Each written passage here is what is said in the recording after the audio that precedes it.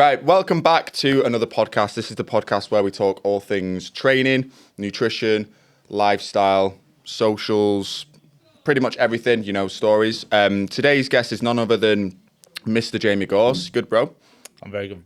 Good. So Jamie is the head of coaching at Physique Academy. So oversees all of the coaches who are managing their individual client bases, undertakes coaching development meetings each week. Does a lot of things for the Physique Academy brand and business, all right? But same spiel today, mate. I just want to touch on, how you got into Physique Academy, background, what it is being like training for Hyrox, going from more like bodybuilding and hypertrophy style training into that style training, more like endurance and conditioning. But since I started working at Physique Academy, about just over 2 years ago, I've built up a good friendship with Jamie, so know quite a lot of details about him already. But let's start from all the way back when, mate, before you joined Physique Academy. What it is you were doing before coaching, how George first approached you, when you were working at Tesco, and then just your sort of mindset around that time. Were you relatively apprehensive, to sort of go back into coaching? Because I know you've been a PT straight out of college. What was your sort of mindset like at that time? Yeah, so for me, going into college, that's when I got my personal training qualification. Come straight out of college, went into personal training, tried to build my own client base up and found it very, very difficult. 18 years old, you don't really have that many skills, I find. And as an 18-year-old as well, I think age is a factor in personal training. I think sometimes when you're a little bit younger, people maybe don't take you as seriously. Yeah. So I tried doing that for like a year and a half, had a handful of clients, but it wasn't really working out. Then I was struggling. This was, sorry to interrupt, mate, this was cool. locally, wasn't it? Yeah, very local. Gym. Yeah, very One-to-one. local. Yeah, one-to-one personal training. I did it at 2 different gyms because I wasn't working out at the first gym. Second gym, a little bit better, still not working out as I would have ideally wanted to. So, at that age, I reached maybe like 19, went to work at a warehouse, minimum wage kind of stuff. And I remember I was with my ex at the time and I was struggling to find like a sense of purpose. Like I was really struggling to actually feel like fulfilled. I think as well at that age, where it's just me, but I think a lot of guys in general, they want to do something that they can be proud of. And you're also, I think, at that time a little bit lost, aren't you? Yeah, big time. If you've not taken the traditional route of going to college and then to university, you can have that sort of feeling of like, well, what now? Yeah, you know what I mean. With my parents as well, I feel like it was a case of, maybe the traditional values in terms of thinking maybe university is the next step along. But as I said, I was kind of struggling to find that, and I did end up going to uni. Actually, I did end up going to uni.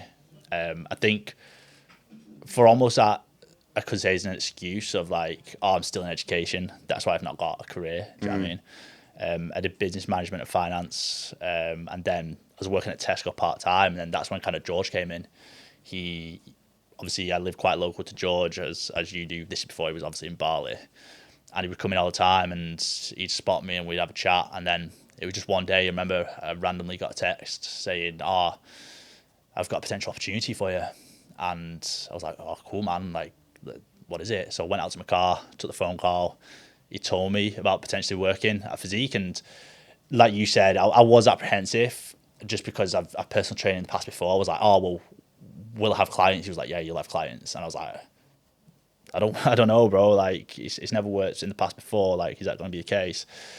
And I just took the plunge. In 3 days, I was on Physique, and within about the space of 5-6 weeks, I had about 40 clients. Mm-hmm. So yeah, man. Then took off from there. That's when my journey at Physique started, to be honest. And what were like the early struggles that you had to sort of overcome with, sort of coming back into it? Because it's different, isn't it? Like one-to-one personal training, I've always maintained that it's more for people that are more gym novices that need that like technique analysis, for the form execution. But with, like then working pretty much fully online, and upholding like clients' accountability, some of the earlier struggles, how did you overcome them? It's a good question. I think for me, the most difficult part was firstly trying to kind of create that client-coach relationship, because as I said, I'd done personal training before, but it is completely different than an online coaching, I would say. And providing value online, I was a little bit apprehensive about. I didn't know if I was capable of doing that. But it's just, you just got to get skin in the game. You got to get so used to it. And then one thing that I, again, potentially struggled with at the start was making sure that I'm providing enough value. I was like, how am I going to provide value here? But at the end of the day, I was in great shape. I was working on performance as well. You just got to kind of teach that to your clients as well. Like, that's what they're paying for as well. Do you know what I mean? Like, your experience at the gym is so valuable to these guys that are working a 9 to 5 and they're struggling to get in shape. Like, don't forget, I was in the warehouse 9 to 5 days a week. I had no motivation, but I had discipline. So I'd say that kind of skill set was something that I had to kind of get to grips with in terms of knowing my value and projecting that onto the clients that I did have. Yeah, I think it's emotional intelligence, isn't it? That takes quite a long time, as I've sort of experienced as well, to build up with each like individual, because one of the biggest struggles I'd say that I had was being too like empathizing and understanding and not upholding enough accountability with a lot of people. Yeah. A great communicator, can get along with. I think that's why, like my client retention, I've worked with quite a few long-term guys because I see it more as just more than just a working relationship, see them more as mates. But then with that dynamic as well, it's also like, when do you sort of pull the rug back and tell them straight as well? And it's interesting because like myself and you, that we're like really good friends now, and I've said to you before, like, we've got quite similar coach styles, I feel, which is where we kind of empathise. We find it easy to build rapport, and we connect with people. But you are right, having that side where you got to keep them accountable. Sometimes you can miss out on that, especially if you are like what we describe ourselves as. But I do feel that it's easier to develop that side of yourself as a coach rather than the other way around. If you find it easy to keep people accountable, I do truly believe it's very, very difficult to be that person that can build relationships as well. You can't, it's because then keeping people more accountable, it's more like black and white, isn't it? Yeah. It's like it's a do or a don't. It's not like there's no grey area. Yeah, exactly. It's more like, what I'm trying to say is, you need that emotional intelligence. If you have emotional intelligence, it's easier to develop the skills to keep people accountable, like you said, the black and the white thing. But if it's the other way around, it's difficult to build emotional intelligence. It's very, very difficult to build. Yeah, but I mean, you can. It is just like a skill, like anything else, isn't it? A bit of emotional intelligence. And for me, one of the biggest struggles, like I say early on, was getting to grips with having those difficult conversations when needed to. I actually tell a bit of a story. I won't say any names, but recently, for a guy that I had worked with, which we've spoken about in the last few weeks, I think with being so passionate, sometimes that can come across maybe a little bit, sometimes too passive aggressive. But again, because that's something that I always struggled with. There was a guy that wanted to leave the program. He hadn't got to basically where he needed to be, and I think there maybe might have just been a lack of communication or respect that he was showing to me. He just didn't really want to give me a reason to why he wanted to leave, and ultimately I just sort of bit the bullet and just told him completely up front, told him straight. And sometimes, like, when you get so passionate and you're in the moment, you might, because you're trying so hard to keep that person on board. I've approached it, initially with the empathizing and understanding approach, but then it gets to the point where they do need telling straight, and sometimes that can come across like you're being just a bit of a dick. But it's like you're doing what's right, though. Do you know what I mean? Like, you're doing it for their own good. Because how many times I've you've been through a brutal session, like on the track, doing intervals, and it's like, oh, no, I can't do another. I can't do another. That I need to stop. And if you had that kind of guy there that you're training with, and he said, yeah, okay, cool, to stop, or you're gonna have that guy who's like, pick you up, like, nah, we've got 2 more to go, bro. Like, we've not finished with the session. Like, you've got to go. even though you probably hate that guy in the moment. You're deaf. Yeah. Sorry, bro. You're definitely that guy. When I'm like literally 10-second push up on a bench press. No, 2 more. 10 more. 10 more. I'm like, what? But no, 100%, bro. I think it's about doing the right thing, not the easy thing. Is like the moral of the story. I just find it difficult, man. I just find it so difficult as well. George, was obviously really good at that kind of thing. It comes naturally to him. Obviously, he's very emotional, intelligent as well, but it comes naturally to him. And that was stuff that I had to kind of pick up on as well, because I just find it difficult to have those conversations. But then once you have them, they just become more and more easier. And you also know how to navigate them. And if you know how to navigate them, you're authentic. If you're not authentic with what you say, people see right through it. Do you know what I mean? Yeah, and it's putting it in your own way, because I think sometimes, from like the way George would approach his certain scenarios, it's keeping the same sort of principles, but then in your own way as well, and not just basic. Like from the meetings that we have with George, it basically just says that do the right thing, not the easy thing, as long as.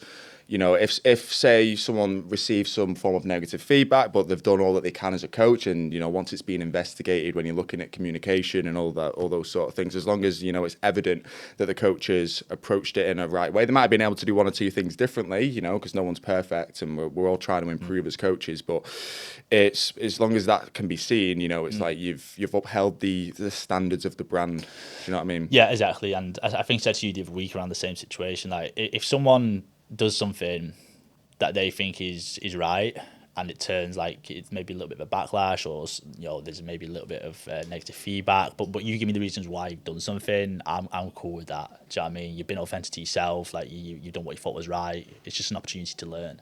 Mm-hmm. Yeah, opportunity for growth, bro. But if going back to when you'd first started at Physique, if George had never approached you, what do you think you would be doing today? So I was at uni. I obviously did business management and finance. So I used to be like good at maths. I used to enjoy maths as well. But do I think I would be doing that? I don't think so. I think I might have tried it for a bit, but I don't think I would have felt fulfilled. And I'm always that type of guy that if I just don't feel fulfilled, like I just can't do it. Do you think everything it still would have led back to you? Some form of fitness? Yeah, I think so big time. Whether it's online coaching, whether it's PT, I think it would have been something along those lines, 100%. So you pretty much always saw yourself working in fitness. Yeah. I mean, it was my hobby. It's always been my hobby, like fitness, in terms of whether it's going to gym, playing football, running. Like I always use that as my hobby. So naturally, I think whatever your hobby is, if you can make money from that, it's a win-win. Yeah. It's not always just about the monetary value, is it? Yeah, it's exactly. Like what fulfillment and satisfaction you get out from it. We're responsible for thousands of guys' transformations literally all over the world. You can't get much of a better feeling than that. Helping out not just physically but mentally as well. But what was it like in the early days of PA? And over the last 2 years, well, since I started, bro, we've been over this on a previous podcast. I was I can't remember the order, bro, but between like 6 and 9, something like that. I was one of the coaches back then. The brand was on like 8,000 followers. Now it's on like 108,000 followers. We're 20 plus coaches. So the difference in service now, how it's evolved and developed. What do you think the sort of difference is now? Oh mate, it's huge. Like it's like a business. Like it's a big business. Like I think people, you probably said this before, but I think people from the outside looking in won't think the amount that is put in required. Like it's crazy. It's crazy. Like we got full teams, mate. Do you know what I mean? It's not just coaches. Like, I think people just see that. Well, that's so yeah. If you saw the page, you just think it's like a bunch of lads. Yeah. With some phones, taking a bit of content in the gym, posting it on Insta and like sending voice notes. Bro, that's what it was at the start. Yeah, that's what I was going to say. I mean, that's what it was. When I first started, there was literally one WhatsApp group chat with like 10, 12 of us in, and we were just like, that was responsible for everything. That was responsible for like coach notifications, like programs for. Imagine that now. Imagine that one WhatsApp with the team of however many people. It would go wild. Yeah, bro. You wouldn't know. Your head would be in the sand, bro. You'd be so lost. Oh, the stress. Yeah. But obviously now, mate, you've gone from being like just coming in as a coach, coaching 40 guys, after you say 6 weeks when you first started, to then progressing as more coaches started to be recruited in the brand, to now being head of coaching. So what qualities do you think like it has taken for you to stand out from being just, you know, a normal coach to progress into like head of coaching and overseeing, you know, the development of the other coaches in the brand? I'd say there's three things that I think. One is like the connecting with people, like similar to what we were speaking about before with coaching clients, whether you're coaching coaches, coaching clients, whoever it is, you've got to be able to connect with people. Otherwise, if someone, I don't think it's like, if I've not been able to connect with someone, it's very difficult to build that relationship where you actually like take information on from them and things like that. So I think like connecting with people is like a huge one. Okay. Like emotional intelligence as well, knowing when to use certain approaches with certain coaches, because you know sometimes it might be stress, sometimes obviously you know we've got to use different approach to if they're kind of thriving. Different coaches are different. You know, you'll know there's different coaches in the team that need a different approach, you know, to get the best from them. You know, sometimes it is keeping them completely accountable, but sometimes it's about having that arm around the shoulder, and I feel like I can spot that quite well. You know, obviously you need to be able to get results, proven results. That was something that I used to get back in the day. You know, high level transformations, because at the end of the day, that's the bread and the butter of the business.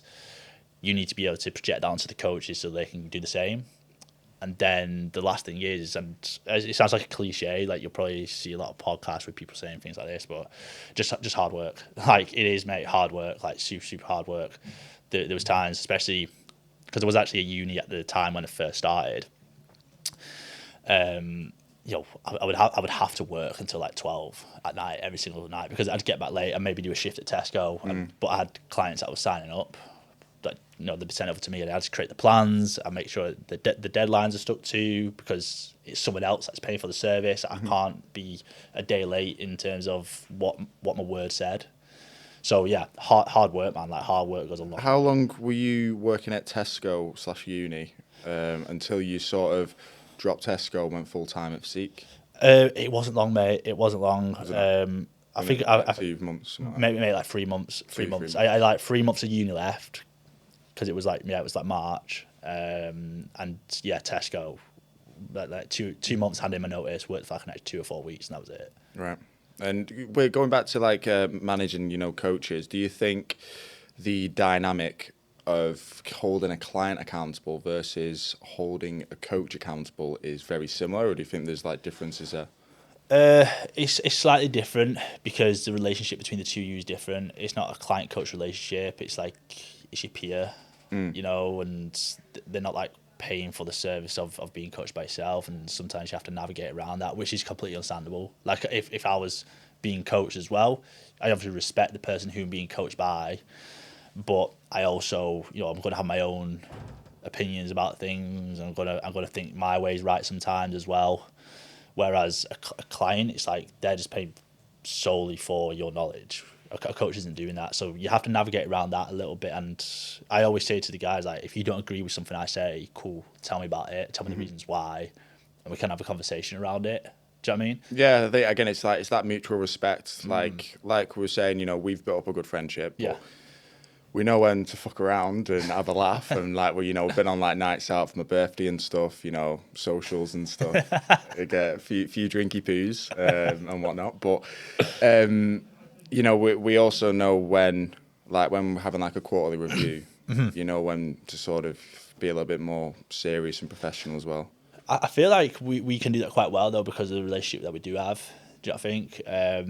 I feel like, again, because it's that respect, that mutual respect. It's like, you know, this is work now. Like this is obviously a quarterly review, or you know, what we went over the other week with regards to that client. That's obviously when we have to be serious, but it's the respect is reciprocated, you know. And I know that you always take things on board. And if you've got something that you want to say to me that you maybe don't quite agree with, like I'll take that on board as well. Yeah. It's a feedback loop, isn't it? It's a feedback loop. What's the biggest mistake most men make when starting a transformation, do you think, you know, early on with a coach? Or maybe, well, let's go both ways. You know, what's a mistake that a client makes? What is also the most common mistake that a coach will make? Okay, wow. Most common mistake that a client will make, starting off too much too soon. Yeah, too overwhelming.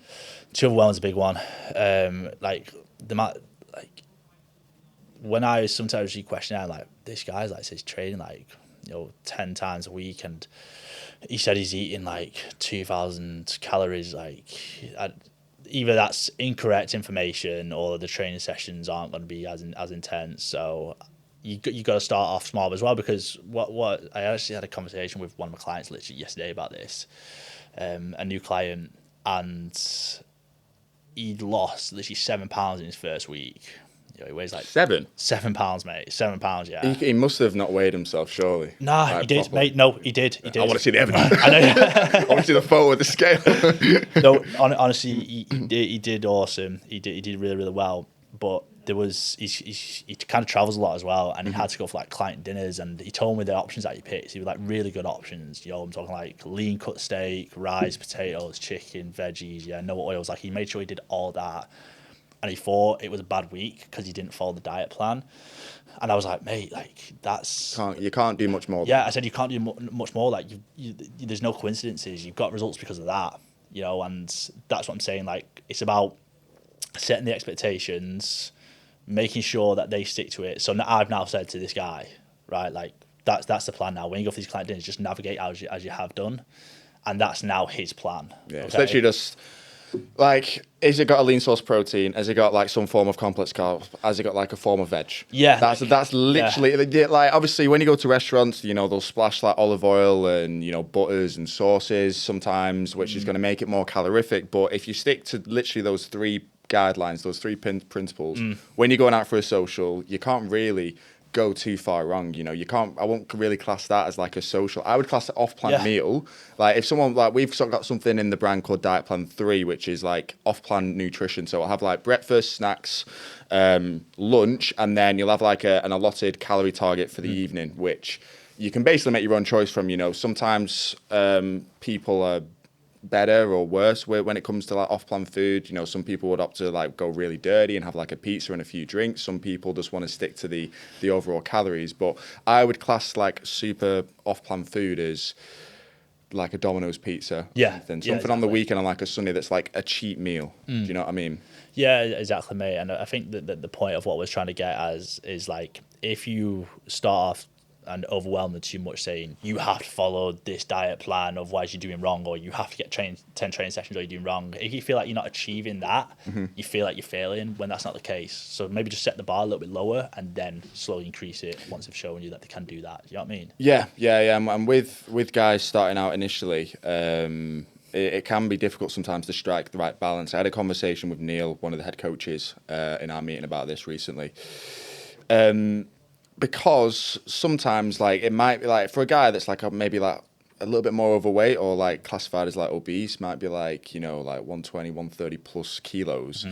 Someone like that has got themselves in such a bad rut with like habits and stuff. They won't necessarily need to do any form of physical activity, but then it's like you've still got to keep their best interest at heart. But for me personally, I'm only just sort of getting into the mindset of like, right, maybe this person does only just need to hit 10,000 steps and hit like a certain calorie number. Let the macros take care of themselves. Just hit the calories and hit your steps. And then I can be sort of rest assured that I'm providing that service to that individual. But I think as a coach, you think, they need to be doing flexibility. They need to be doing training. You start to overcomplicate it in your mind because you're trying to provide, like you're trying to make the service really wow. But then sometimes literally that's all they need to do, when they're a little bit more overweight. Literally, like my dad, I tried to get my dad into training for ages, especially like being a coach. I felt like I was coaching all these other guys and I wasn't, like helping my dad out. So I tried to get him in the gym for so long. My mum wasn't going to the gym, and then he started going to the gym, and then that kind of made me like realize, because I kind of gave him a little bit of like a set routine to do like exercises, and then it makes you realize like, hang on, like just think like if this guy was part of your family, what would you honestly give him? Like, would you give a guy who's 130 kilos, like 6 training sessions a week, like 2,000 calories worth of cardio? Like, it's not, they're not going to do that. They've got themselves into such a bad place or a bad rut to get to that stage. You've got to do what's right for them. And it's like I said, training like an older guy. Are you going to get them going into the gym and doing like a leg push, pull, like, like a 5x5 reps on the bench, and he's like 70 something. Like there might be some guys that can do that, but I know that my dad, he wouldn't have a chance of starting off with that. So you got to start off with something that is attainable for that client. And I'd say this kind of leads me on to the biggest mistake of a coach is a coach that goes in wanting to get like high level results. And I know it sounds kind of counterintuitive, but if you go in and think, right, I'm going to get this guy shredded, like Body comp. Yeah. And it's like, you're not focusing on like building the relationships, you just focus on the result, and they'll kind of feel that, they'll sense that. And then that's when, It's that black and white mentality. Yeah. Whereas if you just focus on building the relationship first with those guys and like, focusing on like making progress, that guy's going to stay on board for a long time. When they stay on board for a long time, they actually get results, but they also get sustainable results because they've not crash dieted or they've not done anything too quickly, so that when they do go off on their own, it's not going to be sustainable. Do you know what I mean? Yeah, and I think it can be harder to reverse a mistake that you make earlier on later down the line than the opposite way around. Like one of the, from my sort of like first online client, this is even before Physique, it was actually a woman that I worked with. I had sort of like, again, done that whole thing of like trying to provide, maybe even too much of a service that's then it becomes like unrealistic, and then you're sort of setting that high expectation of them because you may be giving them too much in the first few weeks, and then in their mind, psychologically, they're going to think, is this what it's like? I can't stick to this. And then it's harder to then sort of get them, all right, we're going to rein it back. I'm going to bring your sessions down to 2 instead of 4, but then in their mind they're thinking, I'm failing. Do you know what I mean? Exactly. It's so true about, it's like that first impressions count almost as well, isn't it? I had a client, kind of similar situation, but in terms of it had been like a year down the line or something like that, and I was doing his check-ins, and then I noticed he wasn't the same usual self as he was. And I just kind of messaged him and I said, what's going on? Like, is everything okay, etc. Like, trying to get him on a call. And then he just replied saying, I just don't find these check-ins motivating. I've not found these check-ins motivating for the past 3 weeks. And because he wasn't necessarily making that much progress, but I think I went into it a little bit too harshly. And he's like a 51-year-old guy. But because I'd built that relationship a year prior, working with him, it's like, those mistakes, it's understandable that things like that are going to happen. And because it's not, you didn't make a mistake at the start, there's that mutual respect there as well. And now he's like, the client has still got for like 2.5 years, I think. It just shows like you can make potentially mistakes, and it's later on down the line, if you built that relationship at the start, it's okay. Like, that's just human nature. And then they're going to be more, if you have built that relationship, a lot of the time they're going to be more open to telling you the truth. If you've not really got to know them, they might feel more apprehensive. And that's why like the client success team that were brought in over the last year with Terrence from the US, he's been like a godsend for sort of gathering feedback sometimes that us coaches might not necessarily know, because we've got the 30-day survey, 60-day and 90-day survey, and there's always things that are popping up on there, like he would forward them across to the coach, and there might be something that I look at that and think, I wasn't aware of that, and then that provides the opportunity then for you to actually openly talk about it with your client. Yeah, exactly. And having that extra support there with client success and Terrence, like Terrence, like that's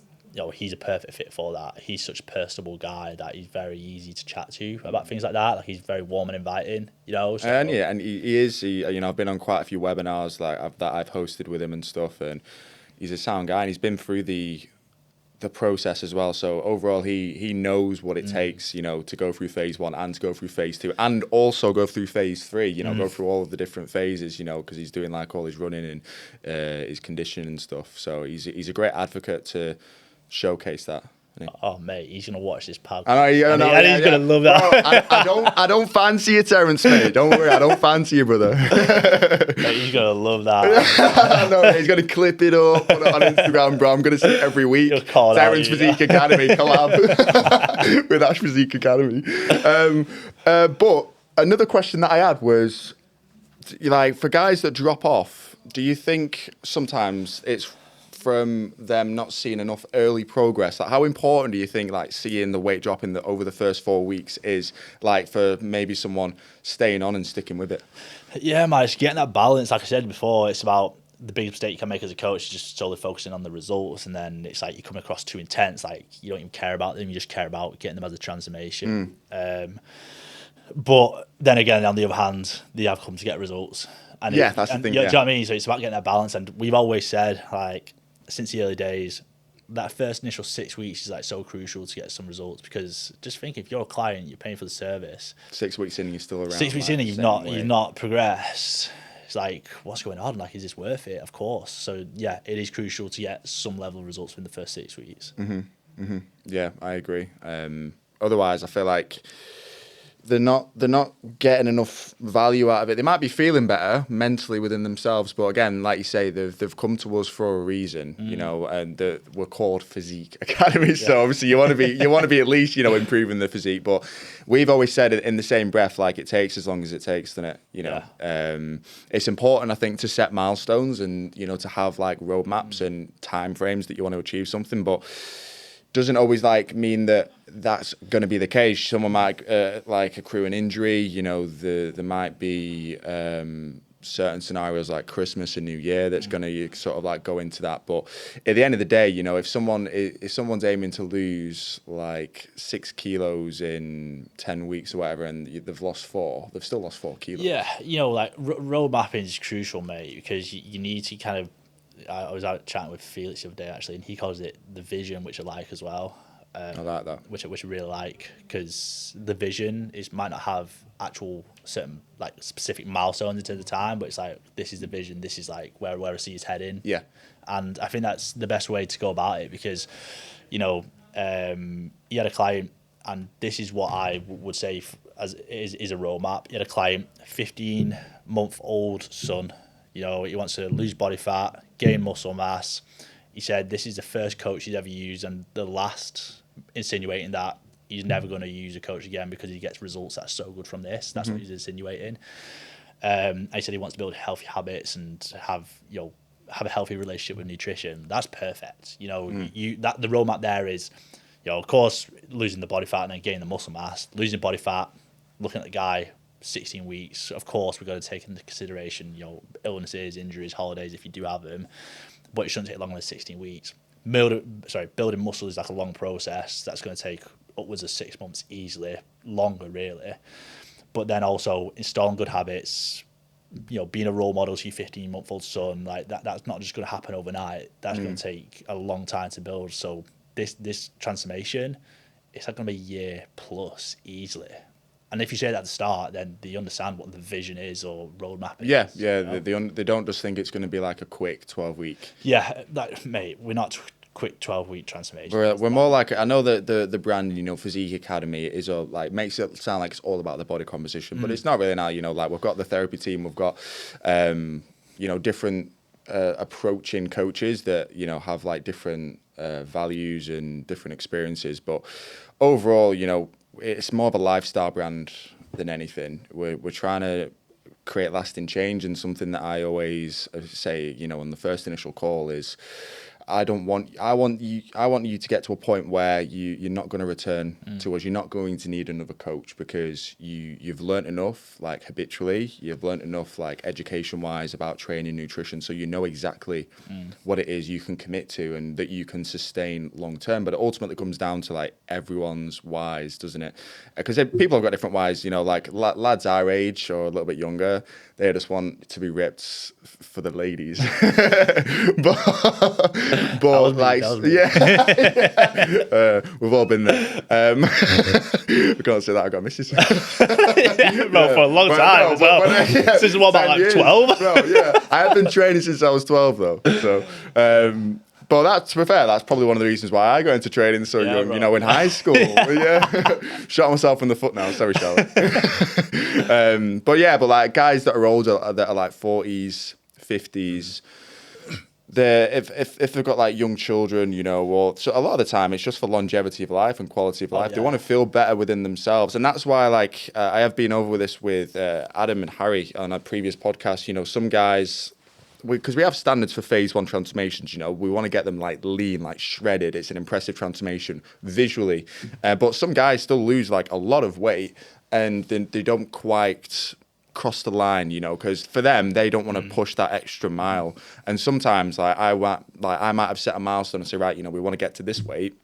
Maybe not even a time frame, but they hit that weight, and I'm assessing, you know, maybe we've got another 2.5, 3 kilos. But then in their mind, they might have been thinking, oh, I thought I was going to be coming into that reverse diet now. So it's like one of the biggest struggles that I've had personally is, you know, again, have motivating people to keep pushing on, because like they have sort of seen that milestone as like a curtain call, as a closing point. So it's, how do you sort of get people back, you know, in that mindset to keep pushing down? It's a balance, isn't it? Because, you know, it's not just like we do it for the fact of, oh, we do it for, you know, a laugh. Like 10 to 12% body fat is the percentage of body fat that is most optimal for you to then go into the reverse dieting phase and then, you know, work on gaining muscle.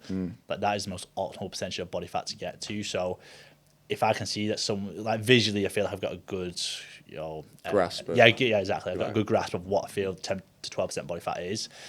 I will try to push you there, and if you're not, I will continue to try and push you until I can see that this is just not going to happen. That you just know it's not going to happen, and then, you know, if they're 2 to 3 kilos off that, as you said, it might not be like a completed phase one, like one that we utilize on the socials, but it's still an amazing transformation for that guy. And for them, they're happy with where they've got to. So, you know, for us thinking, you know, we can push them a little bit further, and, you know, educating them why it's important to get them down to that leanest point, because then, you know, you won't be putting on as much body fat when you come into the reverse diet, is crucial. But some guys, you know, just they're happy to keep a little bit on, you know, like especially the older guys, they feel as though they start to look a little bit gaunt. I've had a few guys, you know, a lot of my transformations in the last year, I'd say, have been like quite a few older guys, like 40s, 50s. So I feel like, you know, working with that demographic now, I've started to grasp, you know, what's reasonable for them, and having those conversations. You know,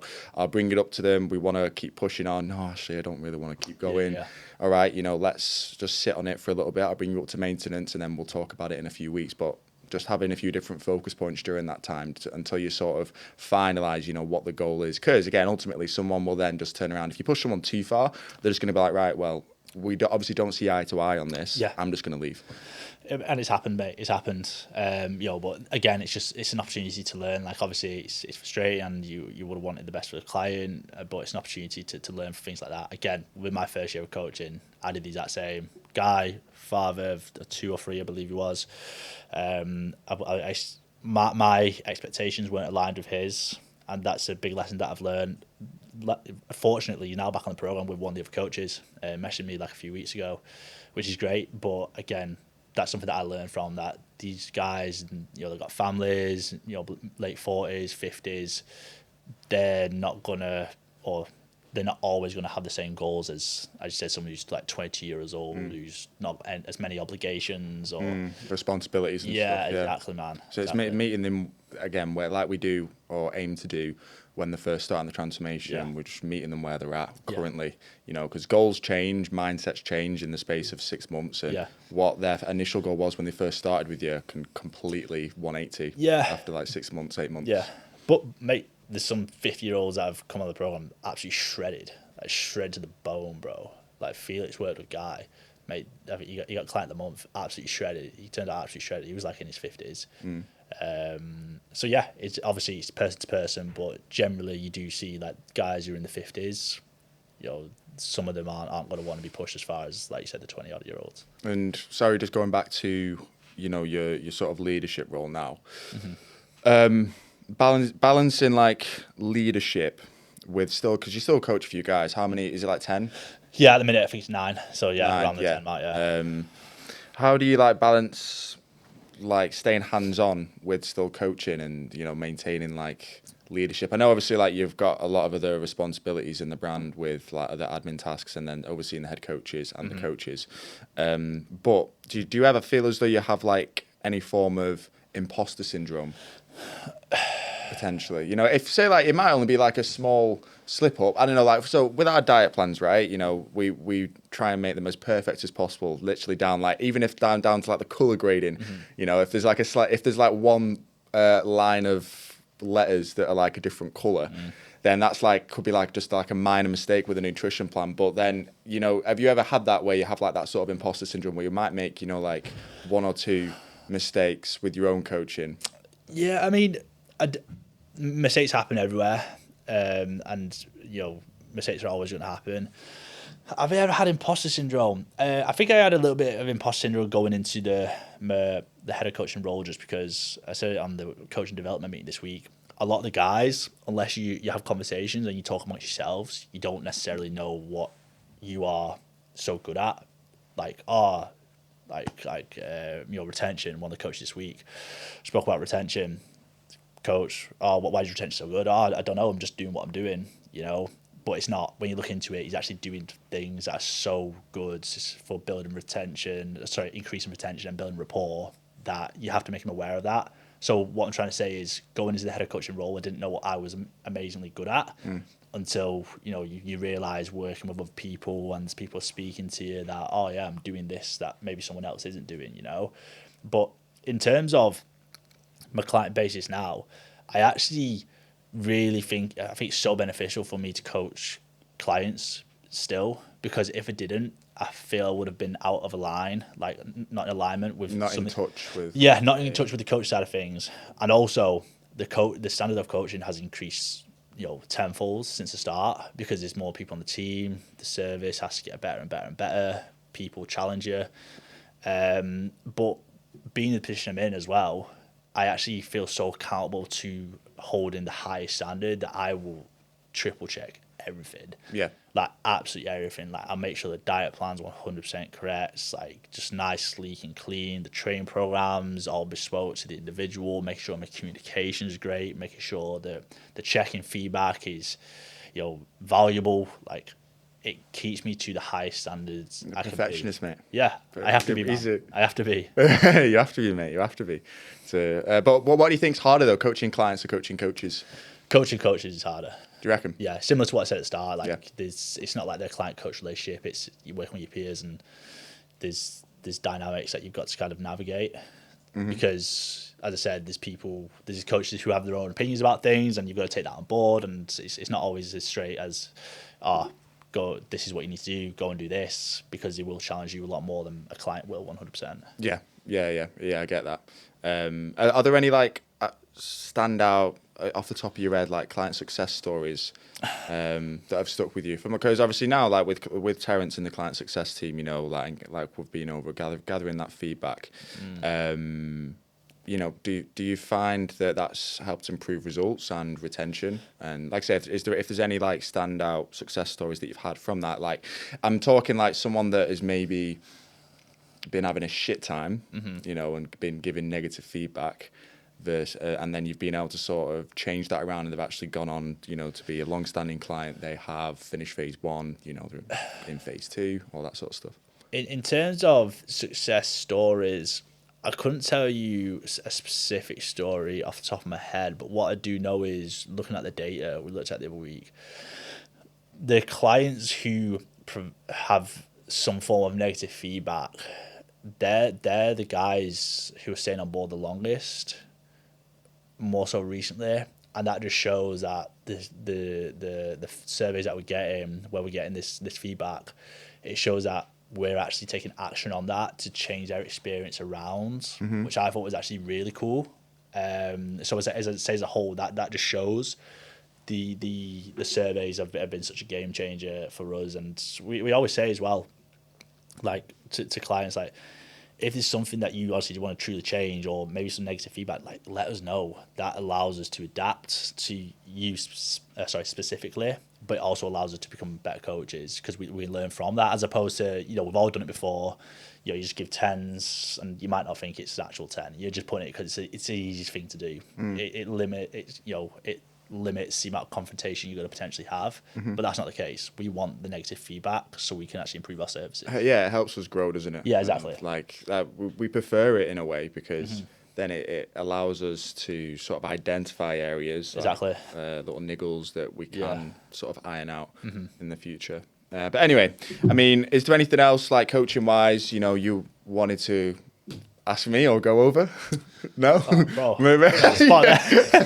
Well, we'll move on. Yeah, sweating. Right, we'll move on to like your current training, bro. Because obviously now you're big into Hyrox. You have done a bodybuilding competition when you were 17. 18. Yeah. But now it's sort of like shifted, you know, like a lot of people has. You know, they've gone from traditional bodybuilding, strength and hypertrophy training to now starting to implement running, which then leads to like implementing more Hyrox based movements or conditioning. So what's the sort of reason for that? What drew you to that? I think just doing bodybuilding after a while for me got boring. I had the same. You know, I started training like in the gym, 16, 17. Did my first show when I was 18. Caught the bug for it. Then after that, just put on shitload of muscle for like 4 years. I think when people saw me at my biggest, like people probably see me now and think, oh, like, you know, how big was he? But I had like a lot of muscle at one point. Like I think it was like, for my frame, I got like touched in 16 stone. I think you were very stocky though. You weren't. Yeah. You weren't obviously weren't as lean as you are now. Yeah. Big ball of muscle. Man. Yeah, bro. So. yeah, bro. But running wherever I went. I remember the sign. I remember I used to go upstairs, and I remember I walked upstairs once. I was having like a bowl of Greek yogurt and about 100 grams of peanut butter. I was walked upstairs to go to my room, and I was like, bro, and I was like, nah, that ain't good. So I was like, nah, maybe change. Nah. I think why I changed. Just change the next. I know, yeah. Then I started Hyrox. Hyrox wasn't even like a big thing. It wasn't, bro. It wasn't at all. I invented it. I actually first heard of Hyrox when I worked at David Lloyd, my old fitness manager. She was in like a 40s. And she was like, I'm doing a Hyrox in 2 weeks. I was like, what is that? Yeah. Actually, this was in like 2019, I think. Wow, that long ago, really? Wow, that is long. I didn't think it's been around for that long. How do you know? It had, bro. I think it was only like, where was it first developed? Was it this United States? Was it this country? I thought it was Germany, mate. It might be Germany. It was, I don't know. But yeah, like, do you think just the overall mental benefit is, and the fitness aspect, like you said, you know, getting to the top of the stairs, actually feeling like pretty fit in yourself, mate? It's a game changer. Like it's exciting as well. Like I feel like with performance, you see changes a lot more quickly than when you've been doing bodybuilding for 8 years. You know, when you've been doing bodybuilding for 8 years. You'll train like another year to gain like 2 pounds of muscle. Yeah, it's very, very true. Like, yeah. Whereas when you do performance, it's very easy to see noticeable change, and you will get to that stage where it's just small incremental changes. But I'm not there yet. Like I've been doing performance, like focusing on performance related stuff, like starting in CrossFit. I mean, I played football for like all my life, pretty much. But like focusing on CrossFit, then going into Hyrox, that's only been about 3.5 years. So I still see that as quite relatively early. But within that, you know, I think when I get to 10 years, then it will be those small differences. But, you know, with Hyrox, like you said, the game changes as a mentally.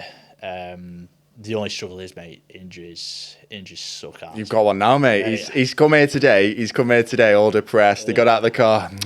All right, mate, you're all right.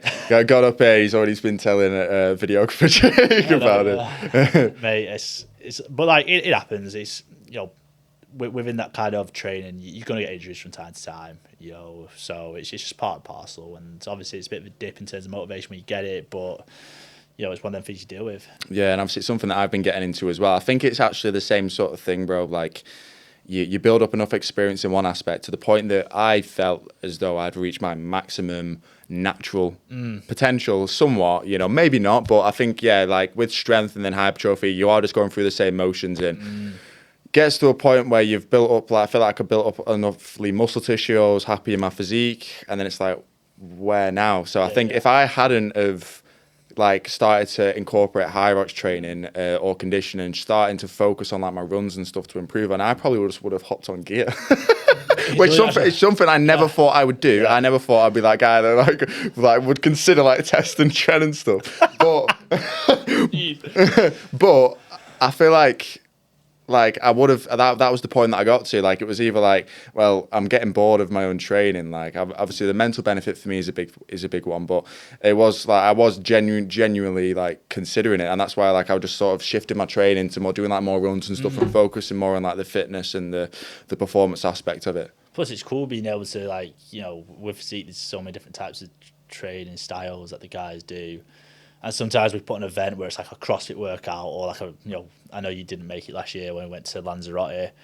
Going Tenerife this year. Yeah. Are you there? Yeah. I'm going, yeah. Nice, man. I need to do my flights. You got, yeah? I do. Lastminute.com. Getting expensive, man. I was like, yeah, I'm going to book it. Yeah. Yeah, bro. But no, yeah, sorry. What we're saying is, it's cool to be able to just, one of the other guys say, oh, let's go and do this workout, and you can do it because you've got, because you've been doing that style of training. Like, if you're a good runner, you're going to be semi-decent at conditioning workouts, so your fitness is good. And if you're fairly decent at conditioning, you'll be a fairly decent runner. Like, you can, you can do like multiple different things, as opposed to when I was doing bodybuilding, like, putting around the track, wow, like that was never happening. Do you know what I mean? And balancing, like, because you still obviously need your fundamental strength work, your bodybuilding style training in there. That never goes because it's still something that you enjoy. It's just you've got different focuses now. Yeah. So like balancing, maintaining size. Yeah. I've talked about this before. What's your like sort of methodology for that?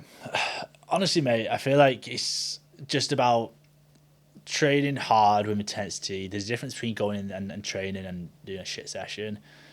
I also see so many guys going in now like that. I know it sounds almost counterproductive, but they're focusing so much on form. Like they're doing no weight. I'm like, bro, just do a bit of weight. You need to lift some heavy ass weights as well sometimes. Nothing better than lift some heavy ass weights. And, training intense.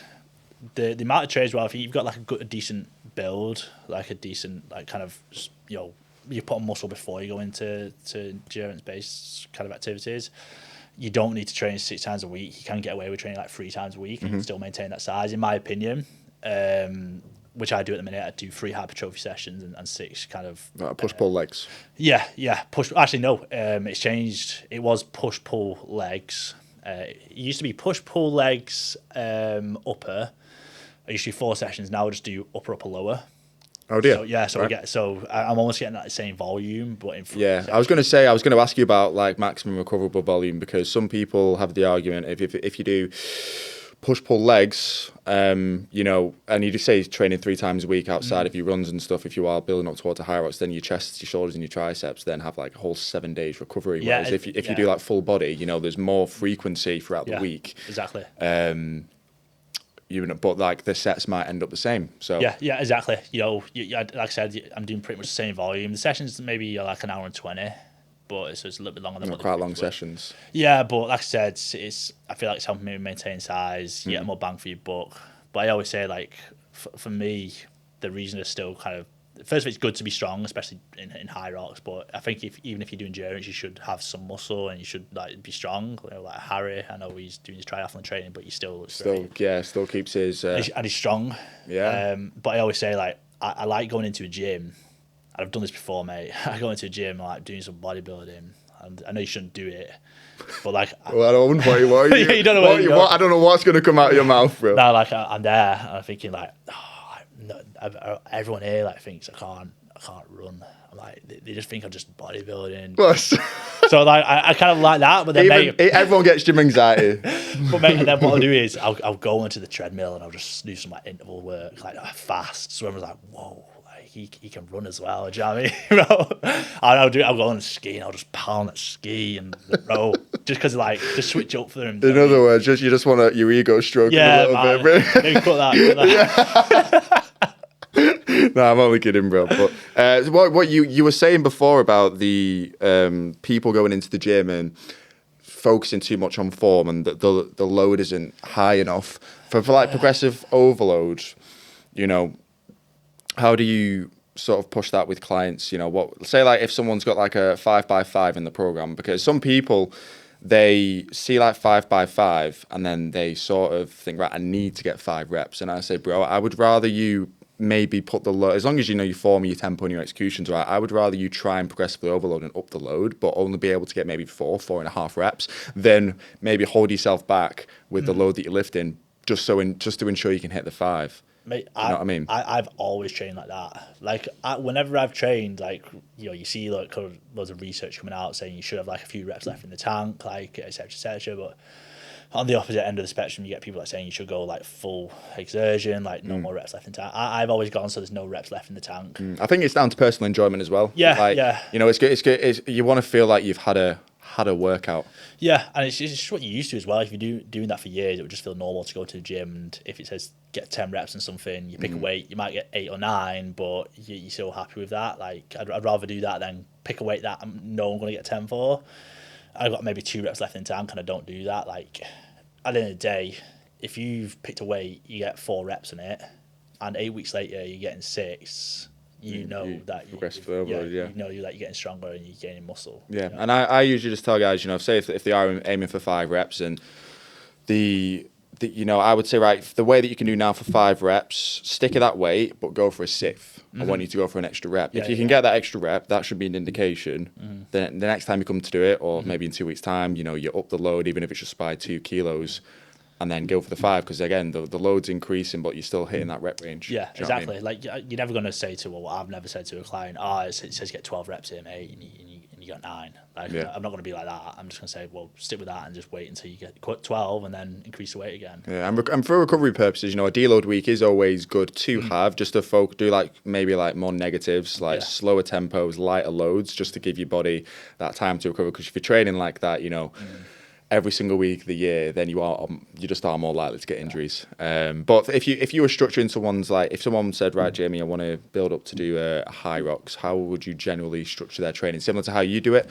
like, you know, 3 resistant. I mean, it depends on what they can commit to, obviously. But again, it's like back at the start, I mentioned, like, they're paying for your knowledge and like what you do. So rather than trying to overthink it, like, what should I do? It's like, what would I do? That's what I've been doing recently. A client I've worked with recently, he's got a Hyrox towards the end of May. He's got a marathon as well. He's done marathons before, but he's got a marathon like I think it's in October.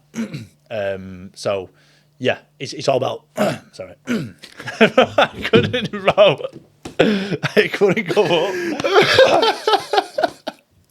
Do you need a glass of water, brother? Go, someone get him a glass of water. No, he's all right. He's fine. Yeah, sorry. So what I was saying, yeah. So he's got Hyrox coming up, and then he's got a marathon. So I mean, to be fair, it falls quite nicely. You know, Hyrox is a lot. That's 50 to 60% running, even potentially a little bit more. So it's pretty. You've got to focus on your running. Yeah, but it all depends on what they can do. I'll always include some form of hypertrophy with strength training there, especially on legs. I think it's important to have strong legs. And then, you know, the rest will be a mix of zonal training, you know, threshold training and Hyrox specific workouts, and a Hyrox specific workout with compromised running in as well. Yeah. So you're covering all on fatigue legs. Yeah, mate, that's my first Hyrox. That's your biggest takeaway. So like going from doing like you know, your 1K straight at like the last station, you know, like your wall balls or like your lunges, like your legs just come so much lactate has built up. Like, You just it's like if you got like a fast half marathon time or a fast 5K time. Honestly, like I've seen some people do that, and I've seen them get like the time in Hyrox, and not to say that's not a good time, but I would be like saying, wow, like if you're looking at comparing, like I'd expect them to get like a better time from looking at the 5K times and things like that.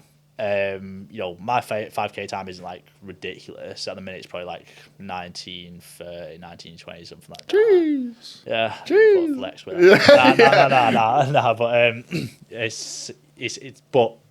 Like I said, I'm now used to running on fatigue legs because of all the compromised run that I'm doing. It's I don't know where it's going again. I'm so used to running on like fatigue legs that my time might be a little bit quicker than the guy who's absolutely killed the half marathon of 5K. So it's just about your training should recreate and mimic Hyrox. Yeah, like basically running with fatigue. Yeah. So exactly. would you say then, like if say like we're programming someone's running schedule for a Hyrox, you know, they've got like an more endurance based one, they've got a zone 2, they've got like maybe like a threshold, and they've got like more like intervals. Out of those 3, I know you've got 5 zones, but out of those like 3, like the lighter intensity versus the harder intensity, do you think like more intervals is going to be better for someone's like Hyrox performance, or do you think those zone 2s are going to sort of it's so hard, mate. Honestly, I'd have to say, I know it sounds like cop-out, I'd have to say both, mate. Just because... I mean, if you've got both, then you're going to be working on both, aren't you? But you should, I generally think, the rule, like the split should be like more zone 2 training, because you don't want to fatigue the body so much as well. Like, honestly, mate, I never used to do any zone 2 training, and when I started to do zone 2 training, the next Hyrox I did became so much easier, because towards the end of the race you feel like almost like you did at the start, as opposed to when you just do your interval work. The first half of the race you absolutely kill it, but then the next half is disgusting. You know? Yeah. And your nutrition for like a Hyrox now, how has that changed? You know, because obviously when you're doing bodybuilding, you're probably eating how many calories are you eating? Like 3,000-4,000 calories? Right. A lot. A lot. A lot. So now you just site maintenance, you know, more carbs, adequate protein. To be honest, mate, it's probably the same. Honestly. Is it? Yeah, it's probably the same. Just because I'm burning Need fuel. shitload of calories. Yeah. Well, sometimes you're training twice a day, don't you? So. Yeah. Like I said, my split at the minute is 6 cardio sessions and 3 hypertrophy, which is 9. And at one point it was a little bit more, but it wasn't attainable. I was missing out. Like I was trying to get like 11 or 12 sessions in a week, and I was always missing out on like 2. And it meant that the next week was different than the week after, and it wasn't set a structured program as I would have liked. Yeah, exactly. So now I've kind of brought it back to 9, but mate, the 9 sessions, like, the zone 2, I do like a zone 2 bike, an hour and a half, a zone 2 run or a trail run, that's an hour and a half. Mid-interval sessions is like upwards of 6K to 8K of intervals. Then you've got your 2 Hyrox sessions, like, and then you've also got your hypertrophy sessions. Like, you burn a lot of calories, and also it's not just like trying to get back the calories, it's the body's fatigued as well, man. Like, you need that fuel to perform your best. I'm sure Harry would have said that. Yeah. And do you supplement with anything, you know, to help with that? You know, obviously you're going to get a lot of fuel from your carbs. You take like electrolytes, you know, for like sodium, potassium, magnesium that you lose in your sweat. Do you or creatine for your strength still? Yeah, I take beta-alanine for performance. I do notice a difference in terms of my endurance. Yeah. Beta-alanine is obviously what you get in pre-workouts that makes you want. Yeah, but you can just get pure beta. Yeah, itch your eyes out, mate. Like you go like this on your eyes. You see stars. Well, you do, especially if you just start taking it. But beta-alanine, you can get that just in pure form as well. Yeah. Which I take. I take creatine for hypertrophy as well. And then other than that, mate, I've tried electrolytes. I don't religiously take it. I don't feel like I need to. I always use pink Himalayan salt anyway, so I don't really think I need to actively take that. No. And then other than that, sometimes might have ashwagandha, supplement with ashwagandha, but nothing crazy. What's your biggest take on ashwagandha? Because, you know, I've worked with guys that have used it. I've had a bit of a stint of using it, not really religiously, but it's a bit like creatine, ashwagandha. You don't just take it and then it's like works instantly. It takes a few, like 2-3 weeks, doesn't it? Because you need to be taking it like every single day. Have you found like any benefits with supplementing with ashwagandha? Yeah, I say I haven't took it as religiously as potentially I probably should have. It was always like, you know, just at the back of the cupboard, and it's like you forget to take it one day and take it the next. Yeah. I mean, like that, like with creatine, you know, to take that every single day. Yeah. Like beta-alanine, every single day as well.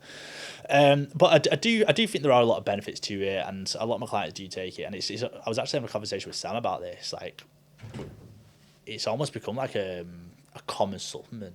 Do you know what I think? 100%, bro. Like I, the first guy that I worked with it, I'd heard of it before, but back then it was like a little bit more rogue. Now like, there's so many people like that when they're sending questionnaires through what supplementation to ashwagandha. Like it's like it's not as big as creatine, but like every guy that's on the board, it's like, oh, what supplement do you take?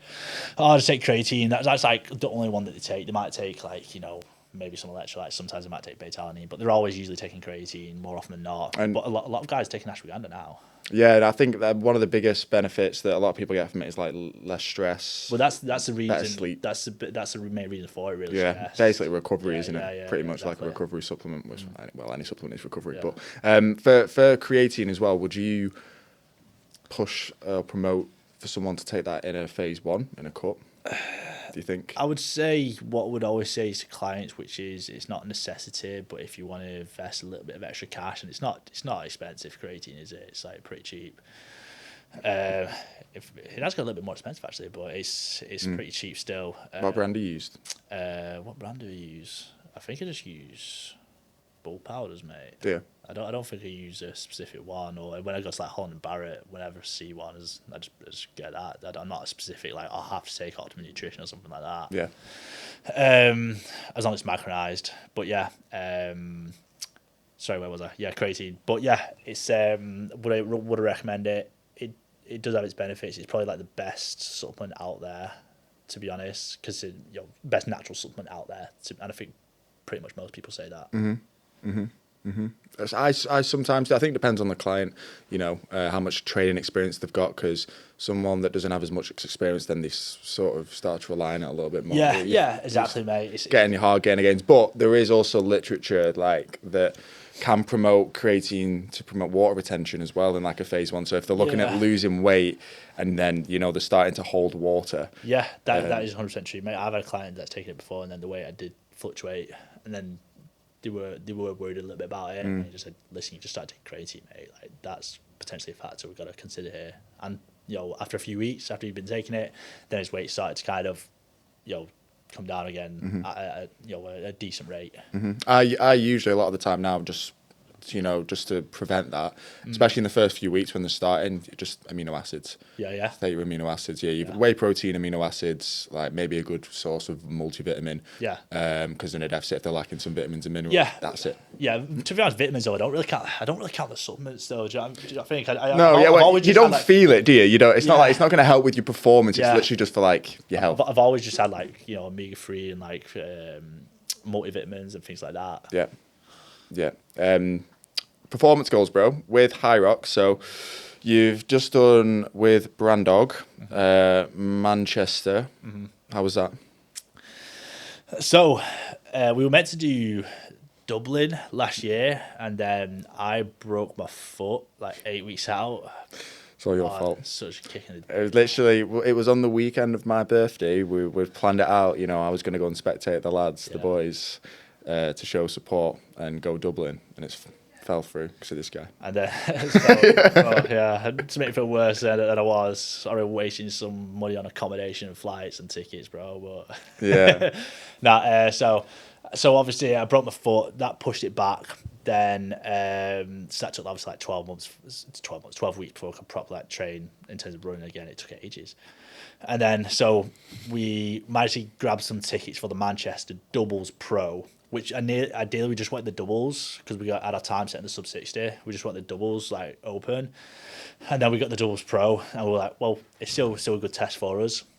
So what? There wasn't enough open tickets. There wasn't. Oh, so you just settled with the pro. So we said we'll do it. In terms of the timing, we don't know what time we wanted. To be honest, we still wanted to head for the time, but we knew it was going to be difficult. Again, it hurt my foot, plantar fasciitis, hurt my foot 2 weeks before, and that's what I've done again today. Ended up getting 103, which I thought was a solid kind of baseline now to work up from there.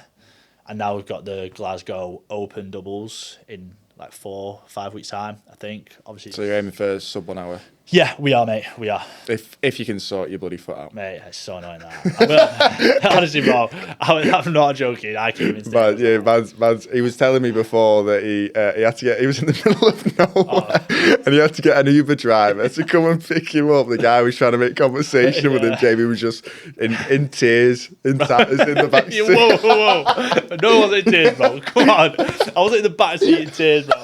I was in the front. I said, nice for picking us up, mate. He went, oh, you're in the middle of nowhere. And I was like, oh, yeah, man. I said, my foot, I've hurt it. And then he tried to make conversation, tell him how nice the countryside was. And I was like, bro, I just want to go home. All depressive. Okay, so you've got that coming up. Yeah. How many weeks away is that, sorry? I think it's 5 weeks, mate. 4 or 5 weeks. 4 or 5 weeks. So hopefully you'll be fit for that. How's Brandon feeling about it? Mate, he's feeling really good. Is he? Performing really well, to be fair. Is he? Yeah. Right, well, I mean, that's pretty much it, bro. I have got like a few additional questions. That's like a bit of a Q&A towards the end, we'll do a bit of a Q&A at the end. But what's your take on like more advanced approaches like drop sets, supersets, and other like advanced intensity techniques? Do you think they're useful, or do you think sometimes they're unnecessary? No, they're definitely useful, depending on what your goal is. I think it's good for if you're in a deficit. If you're doing drop sets, supersets, you're going to burn a hell of a lot more calories because your heart rate's at a higher BPM for a longer period of time. Do I necessarily do them? No, I don't feel I need to, because I've got performance-related goals.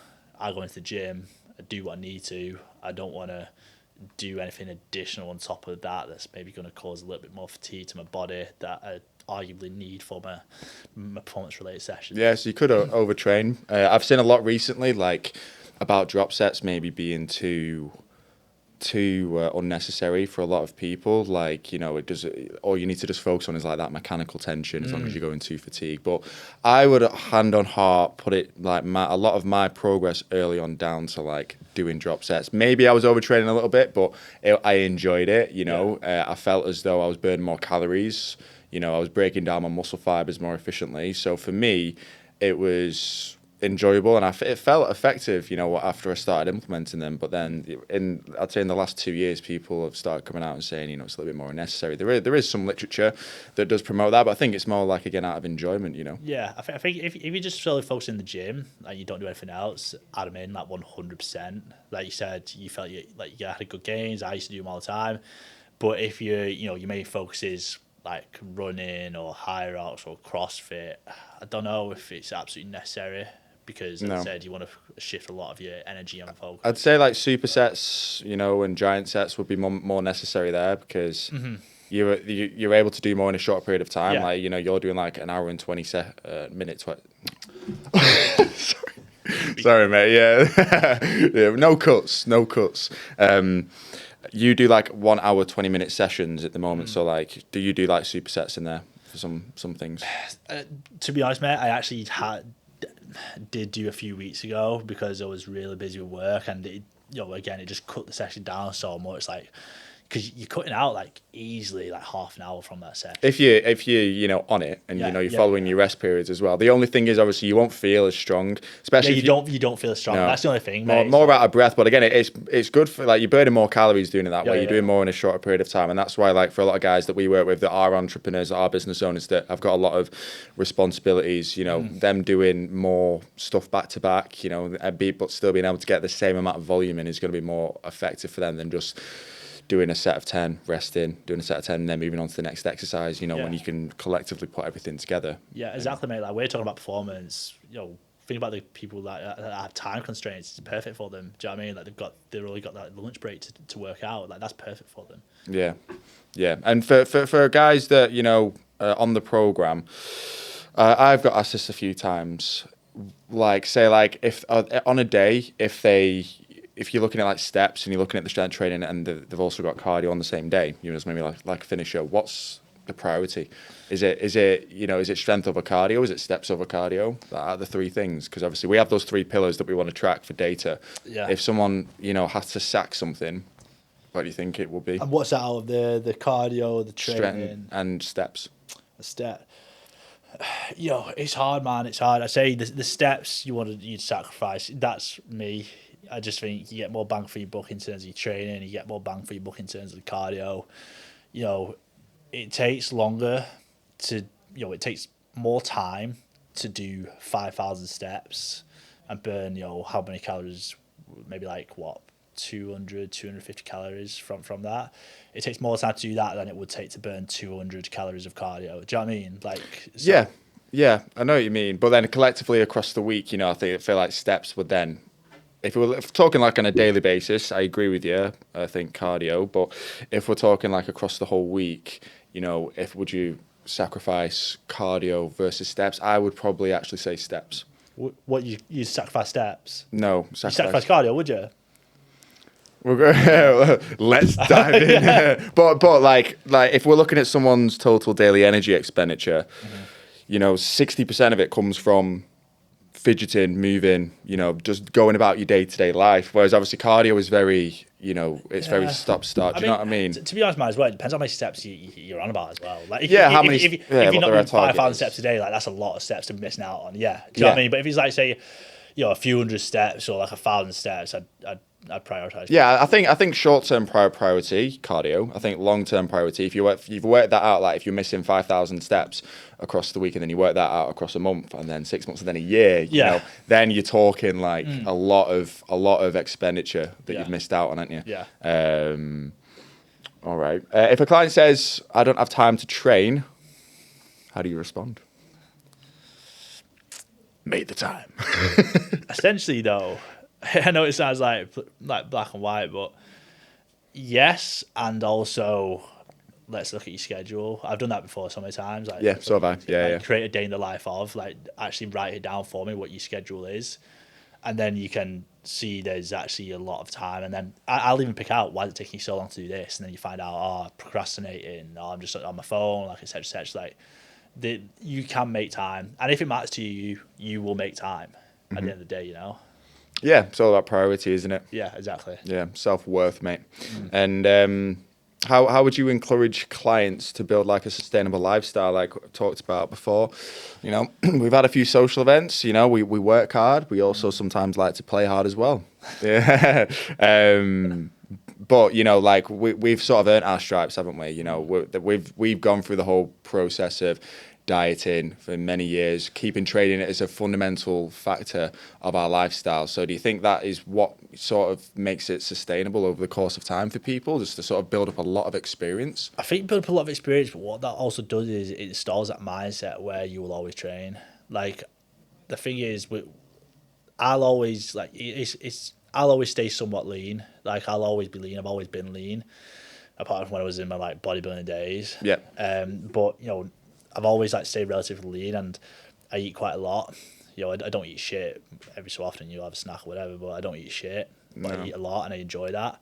But I kind of have these socials that doesn't affect me, but that's also because I know I'm gonna go and train the next day. Do you know what I mean? I know that I'm not gonna. You've done what you needed to do for the week. Yeah, yeah. And it's not like it's every week. Yeah, it's not every week, and I know that I'm gonna.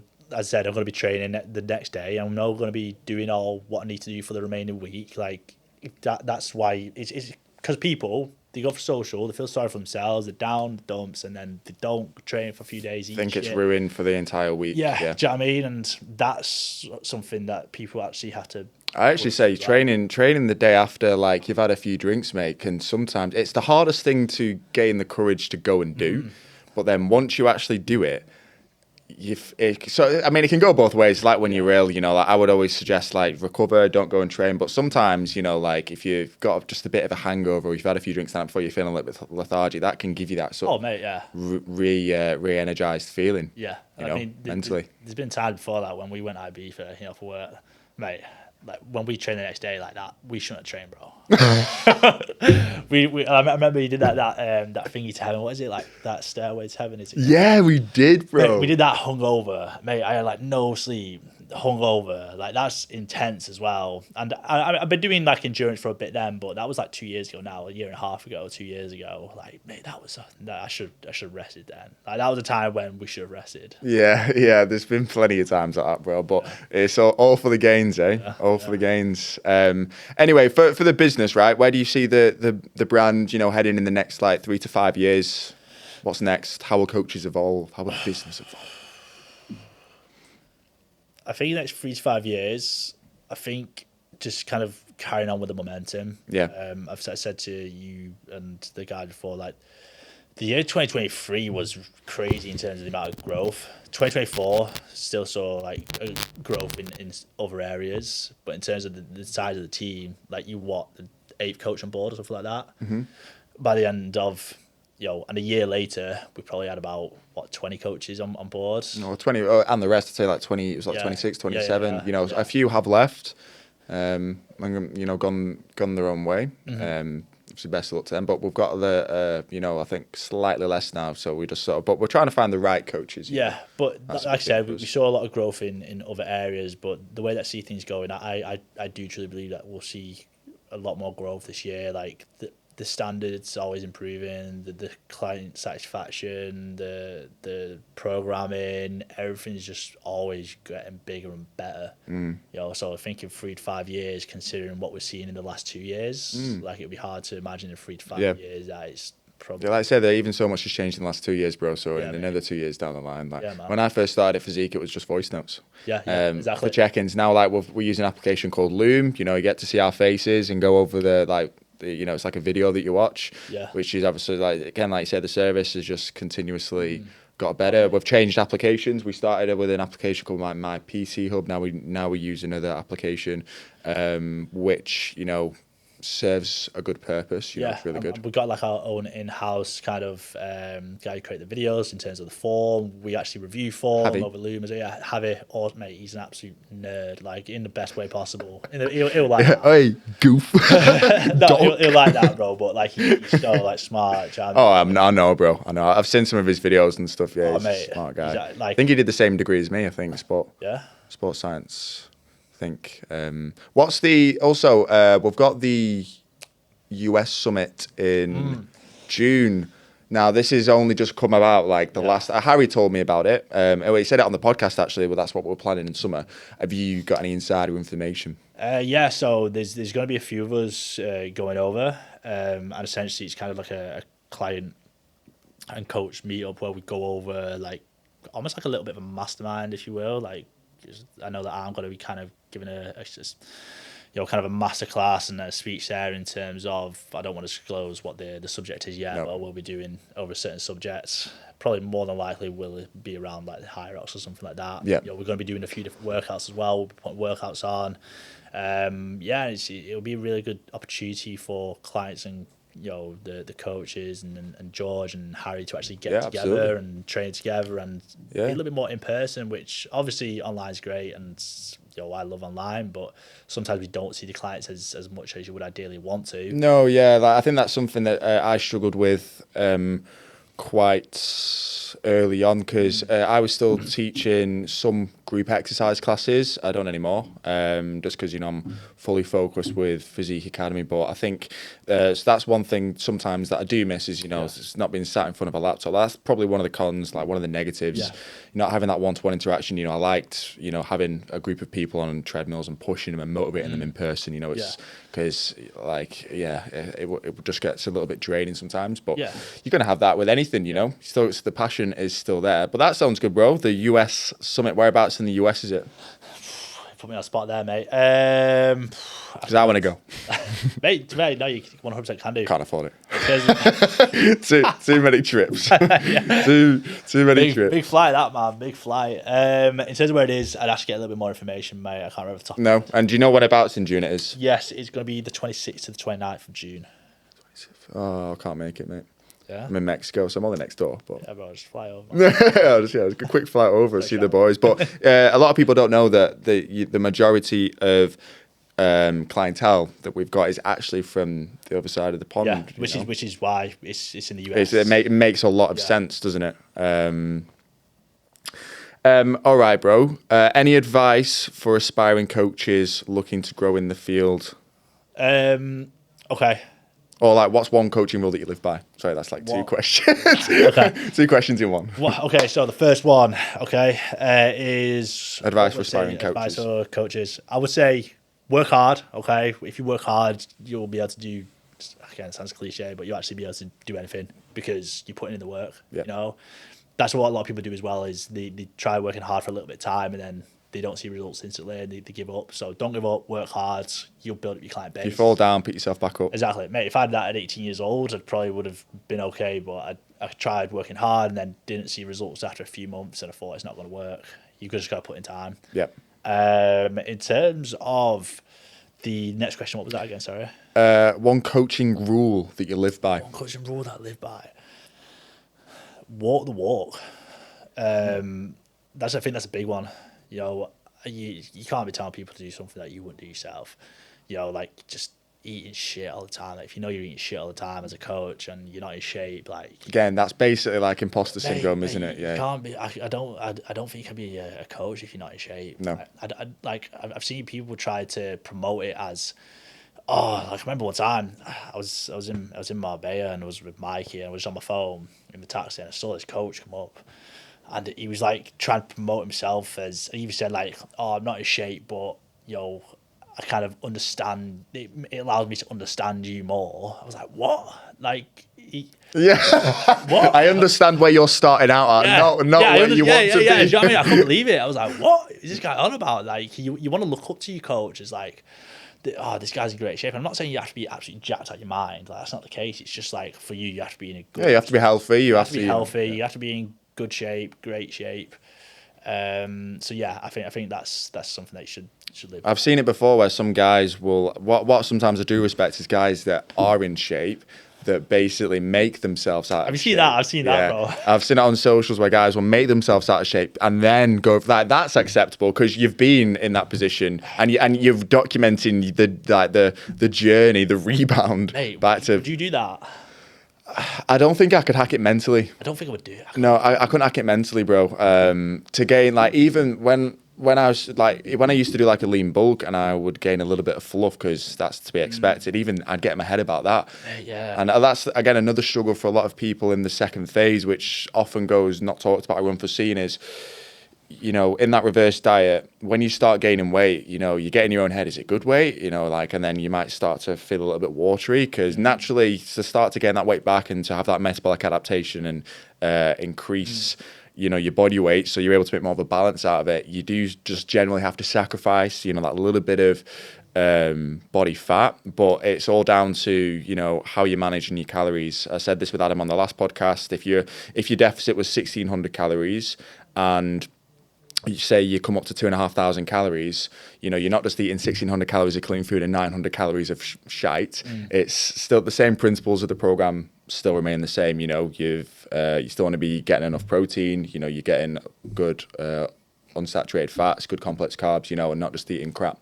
Yeah, exactly. You know what I mean? Like, there's a difference between a physique that eats 3,000 calories of whole nutritious foods compared to a diet of 3,000 calories and you're just eating processed shit and sugar and all that shit, you know? Exactly. So, like, it's only really down to the individual if they know hand on heart from where their nutrition is coming from, if their reverse diet is. Because, like, for us as coaches, you know, we might see the weight increasing by, like, you're aiming for like 0.3, 0.4 of a kilo over a week, which is sustainable once you surpass that initial maintenance period. But then, you know, once you're in that surplus, a lot of it's down to you. You need to be hitting those numbers bang on, and you know, if you can hand on heart say you are, you know, getting enough clean, nutritious whole foods from your surplus, then you don't need to worry. But then people have that they have that thing where they get in their own heads and Yeah, big time. Yeah. It happens. So I'm working. It happens, like you said, yourself, me. It happens. Yeah. What's your favorite go-to meal, brother?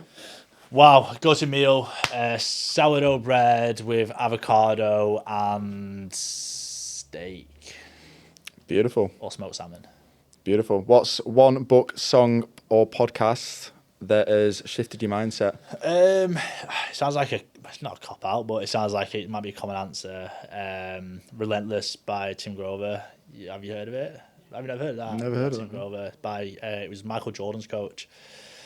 The reason I liked it is because I listened to it first when I was like kind of playing football and stuff, and because I related it to sport, but you can relate to business as well. There's also one, Extreme Ownership by Jocko Willink, who that's really good as well. Again, can be applied to, well, he applies it to battle, or you can apply it to business as well. So I like them for the fact that you can apply it to multiple different areas in your life, not just one thing, you know? Yeah. So it's more like self-development. Yeah, exactly. If you could pick one, bro, last question, Hyrox training, like running and conditioning, or bodybuilding training, which could you only live by, bro, for the rest of your life if you could only choose one? Oh. What, can I add one that you've not said? Yeah. I'd pick CrossFit, mate. Would you? Yeah, you know why I pick CrossFit? Just because I think it's... Because, I don't know, I feel like Hyrox, I see that as a kind of a phase. I think Hyrox will die down. Yeah. And I think Hyrox is great, and I love Hyrox. It challenges you, and if you're good at Hyrox, you're going to be good at a lot of other things. But I don't think it translates into as many other areas of fitness as CrossFit does. Do you know what I mean? Like, I think if you're good at CrossFit, if you just train at CrossFit, say if you ever went into the gym, you'd be decently strong. If you train at CrossFit, you went for a run, you know, sometimes run including CrossFit.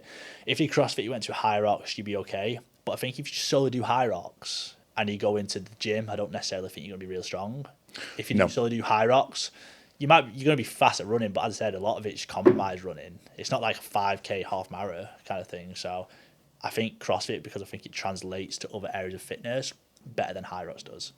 I agree, yeah. I mean, I've never been properly into CrossFit, but I can definitely see that, you know, it's mainly just endurance, isn't it, for Hyrox? And I think CrossFit has a combination of basically everything that you want. You know, Yeah. you're going to fitter, stronger, more athletic, better with running, everything. So Yeah, exactly. And with Hyrox, like when you think of it, it's like it's crazy. It's just like so many different. Like I love it, but it's so many different like exercises. Like they don't make it doesn't make sense. Like you do one thing, you go into push, then you're doing lunge, then ski, then the row. Yeah. Do you know what I mean? Yeah. So that's why I think I pick CrossFit over everything. Sweet, brother. Well, that's going to wrap. I know I said probably about 20 minutes ago that I was done and then just continued ranting on, but it's been a good chat, mate. Thank you for coming on. The next guest is going to be next week, Charlie Smith, who's a client of the program. He's actually now an ambassador of the program, so he works with us, gets guys on board through socials and stuff. So he's going to be on next week. That's going to be the next episode. But yeah, cheers for coming on, bro. Been good to chat, mate. And sign off. Bye. That's a brother.